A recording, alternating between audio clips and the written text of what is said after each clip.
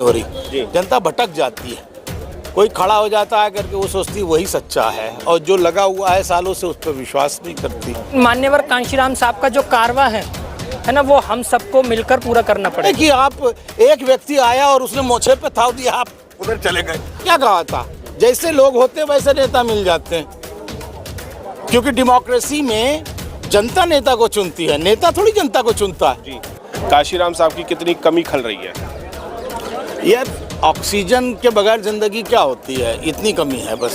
साहब काशीराम अमर हैं और हमेशा हमारे बहुजन समाज के बीच में हैं। वो लोग कहते हैं मर गए, मरे नहीं है, अमर है हमारे बीच।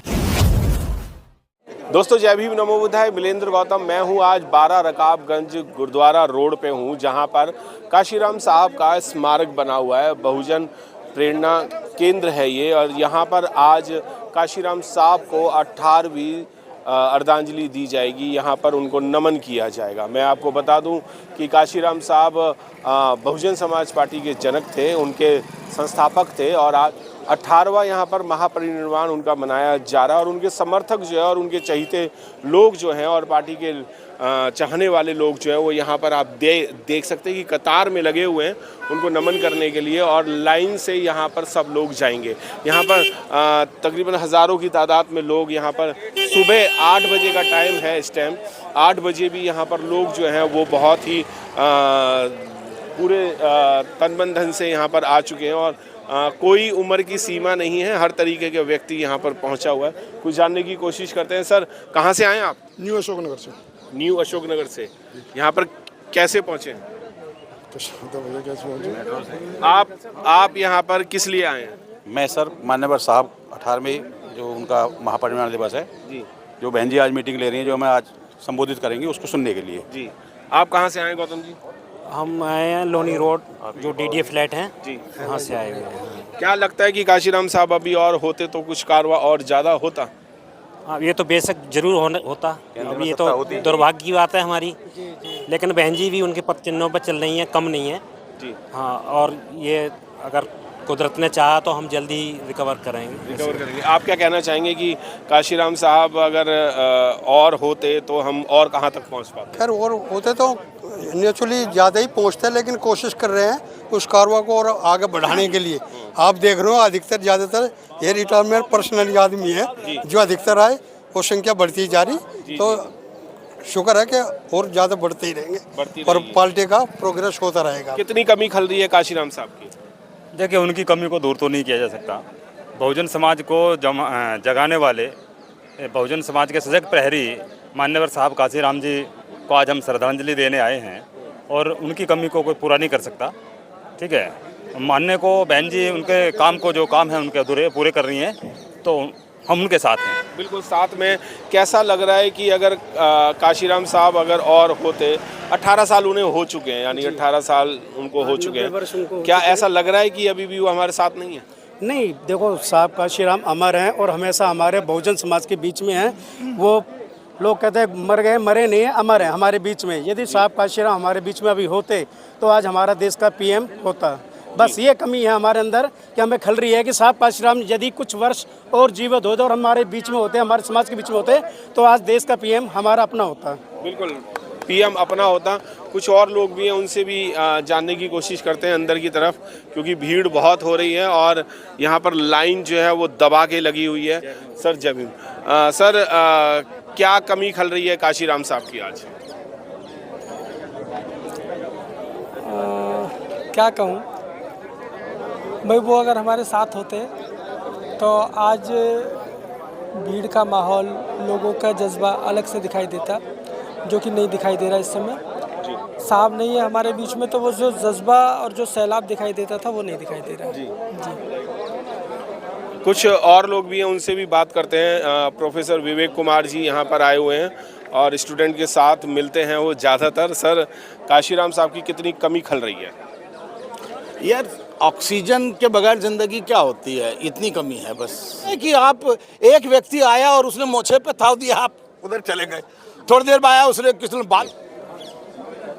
अगर काशीराम साहब अभी भी और होते, 18 साल बीत गए उन्हें, हमारे बीच में नहीं है, अगर अभी भी होते तो मंजर प्रधानमंत्री और राष्ट्रपति तक का होता क्या?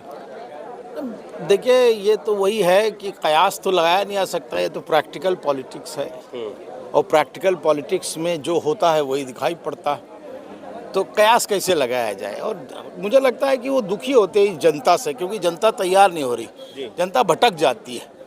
कोई खड़ा हो जाता है करके वो सोचती है वही सच्चा है, और जो लगा हुआ है सालों से उस पर विश्वास नहीं करती। ये जनता बड़ी, जिसे कहना चाहिए, कहीं ना कहीं इसमें नाफरमादारी है। नेता को खड़ा हुआ देखती है, उधर चली जाती है। व्यक्तिवाद एकदम बेबस हो गया है, विचारधारा टूट गई है। ऐसा तो नहीं है कि जनता ये चाहती है कि ये हमारे लिए काम करेगा, ये हमारा रहनुमा बनेगा? मान्यवर ने क्या कहा था, जैसे लोग होते वैसे नेता मिल जाते हैं, क्योंकि डेमोक्रेसी में जनता नेता को चुनती है, नेता थोड़ी जनता को चुनता है। तो आपने जैसा नेता चुना वैसा है, फिर कहे आप उसके पैर को खींच रहे हैं। लग जाइए तो लग जाइए, ये थोड़ी है कि बाप बदलते रहेंगे। विचारधारा और बाप बराबर होता, हर दिन नहीं बदला जाता। आज कोई अच्छा खड़ा हो गया देखने में तो आप उसकी तरफ चले गए, और कल अगर कोई दूसरा आया तो उसकी तरफ चले गए। सत्ता आई तो उसकी तरफ झुक गए, और सत्ता नहीं आई तो उधर चले गए। अरे भाई, व्यक्तिवाद की राजनीति नहीं करनी है। विचारधारा के साथ कौन खड़ा है और कितने दिनों से खड़ा है, उसके पीछे कितना बड़ा मंजर है, कितनी बड़ी लेगेसी है, उसके पीछे जाना चाहिए। ये थोड़ी है कि आप, एक व्यक्ति आया और उसने मोछे पे थाव दिया, आप उधर चले गए। थोड़ी देर में आया, उसने किसी ने बाल बढ़ा लिए तो उसके पीछे चले गए। अरे ये विचारधारा की लड़ाई है। आपको पता है कि मान्यवर ने कितनी मुश्किल से उस विचारधारा को पल्लवित, सजित और आश्रित किया था हम लोगों को। आज केवल नाम लेने से ही लोग चले जा रहे हैं। किसी ने नाम ले लिया तो चले गए। अरे वो उन्होंने भी समझ लिया है, विपक्षियों ने, कि हाँ भाई इसमें फोटो लगा लो बाबा साहब का तो इधर आ जाएंगे, और नाम लो तो और तेज आ जाएंगे, है ना। जयंती मना लो तो और ज्यादा। संविधान उठा दिया तो उधर चले गए। अरे भाई, कब समझोगे कि ये अगर वही संविधान लागू कर रहे होते तो बसपा को बनाने की जरूरत ही नहीं पड़ती। जिसने जिंदगी में 70 साल में संविधान नहीं लागू किया, अब लागू कर देगा। हाँ, आप बताइए। तो इतना तो समझदार होना चाहिए पढ़े लिखे लोगों को। और उस समय तो कुछ नहीं था, जब मान्यवर ने आज से 50 साल पहले शुरू किया था, 1971 में। जी।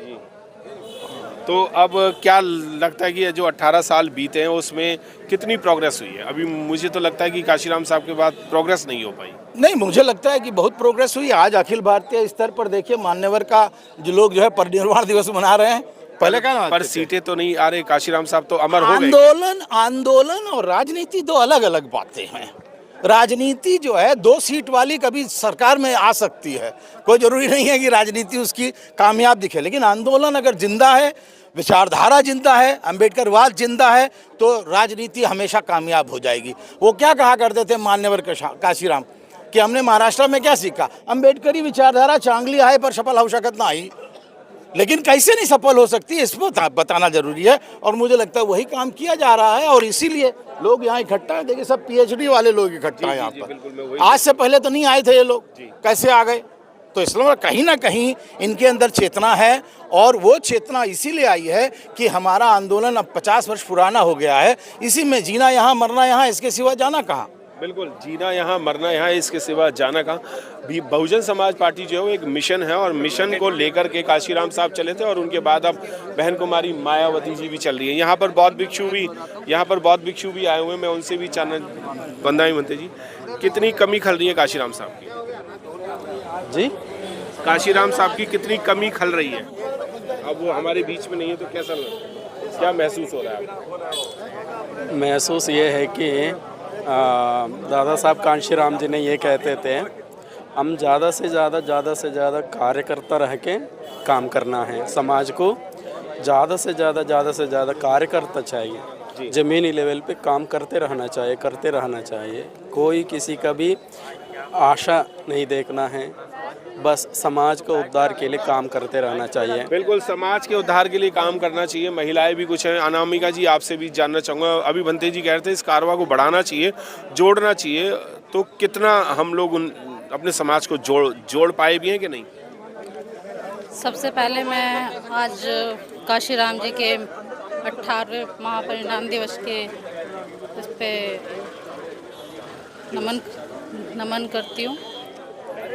देखिए, काशीराम जी ने जो कारवा छोड़ा है उसको हम सभी आगे लेके जा रहे हैं। बहन जी का बहुत बड़ा योगदान रहा है, उनके पीछे हम सभी हैं जो आज इतने लोग बढ़ चढ़ के यहाँ पे सभी ने जो हिस्सा लिया है और आप देख सकते हो, और ये एक जिम्मेदारी तो ही है और सब ने अपनी जिम्मेदारी निभाई है और जिम्मेदारी के तहत ही यहाँ पर हम सब लोग आज इकट्ठे हुए हैं। तो कारवां बढ़ रहा है, ऐसा नहीं है, बस कहीं ना कहीं ये है कि हम उसे किस रूप में लेके जा रहे हैं। यहाँ पर थोड़ा सा हमें ध्यान देना है। जैसे कल का हमारा हरियाणा का रिज़ल्ट रहा, काफ़ी अच्छे से जैसे लग रहा था कि बहुत अच्छा परिणाम आने वाला है। वोट हमारी कहीं ना कहीं तो कन्वर्ट हो रही है, तो उस पर हमें थोड़ा विचार करना है और हम यही कहेंगे काशीराम जी के मिशन को हम सभी लोग आगे लेके जाएं और यही मेरी उम्मीद है कि हम बिल्कुल काशीराम साहब के मिशन को आगे तो लेके चल रहे हैं, पर कितने पहुंच पाए हैं, कुछ कहना चाहेंगे? आज हम 50% पहुंच गए इस टाइम पे। काशीराम जी ने साइकिल चला चला के हमारा समाज ऐसा जागरूक कर दिया जो आज यहाँ पहुंच गए हम, और आगे हम उनकी जो तमन्ना उसको हम पूरी करके रहेंगे। और जितने भी ज़्यादा हमारे लोग जो अपनी बिरादरी को छुपाते हैं, वो अपनी बिरादरी आगे आए और वो अपनी बिरादरी को बिल्कुल ना छुपाए। जो भी है, कोई बिरादरी हो, अपनी बिरादरी का नाम लिखे बस। मतलब खुल के रहें और खुल के काम करें, यही बीएसपी का भी नारा था कि सबको जोड़ करके काम करना है। कुछ हमारे पूर्व विधायक जी भी हैं, पार्षद रहे हैं। सर, क्या कहना चाहेंगे? आज काशीराम साहब जी का 18वां परिनिर्वाण दिवस है, उसमें कितना हम लोगों को क्षति पहुंची है काशीराम साहब के जाने से? देखिए, क्षति जितना उनके जाने से खराब हुई है उतनी तो कोई पूर्ति नहीं कर सकता। आज मान्य बहन जी जो उस कारवां को आगे बढ़ा रही हैं, और मैं मानता हूं कि मान्यवर काशीराम साहब ने जितना इस समाज को जगाने का काम किया शायद किसी ने नहीं करा, तो उनकी क्षति को तो कोई भी पूरा नहीं कर सकता। और आज मान्य बहन जी उस कारवां को आगे बढ़ा रही, तो मैं तो यही कहूँगा अपने दलित समाज से कि बहन जी के साथ एकजुट होकर लगे रहना चाहिए। क्या लगता है कि 18 साल में जो कारवां है वो कम हुआ है या ज़्यादा हुआ है या वहीं स्थिर है? अभी 18 साल हो चुके काशीराम साहब। देखिए, घटा तो नहीं है, मगर जो है ये है कि हमें थोड़ा और अच्छा करने की ज़रूरत है जी।